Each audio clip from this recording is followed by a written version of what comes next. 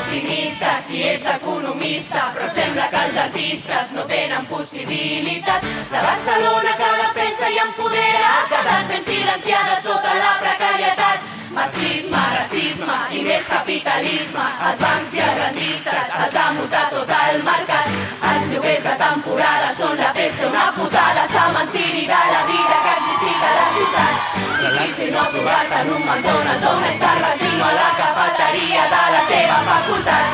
Llavors surts al carrer i l'ambient es va escalfar.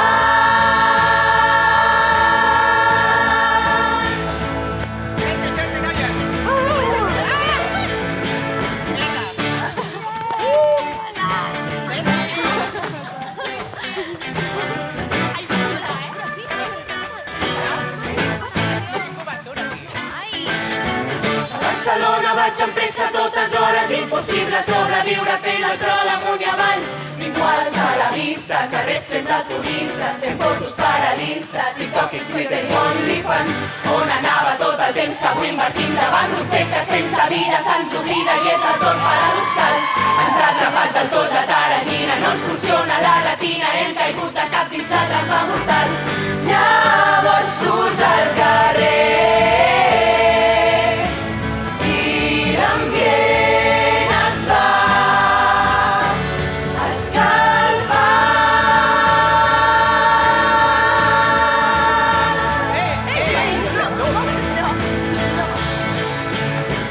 Una carrera que t'atrapa i t'empresona, una autèntica odissea, arriba al final de grau.